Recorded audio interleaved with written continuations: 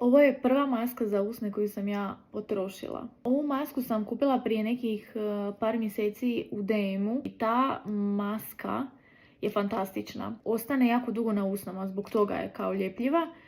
Međutim, nije to problematično. Evo, došao je kraj ovoj maskici, konačno. I kupila sam Brata.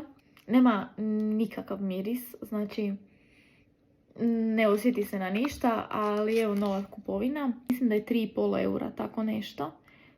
Uglavnom, svaka preporuka za ove maskice, stvarno su odlične, odrade svoj posao. Ja sam prvu zimu preživjela bez ispucalih usana. Jedino čemu se stalno vraćam pored ovih maskica sada je i Bourjois ruž koji koristim godinama.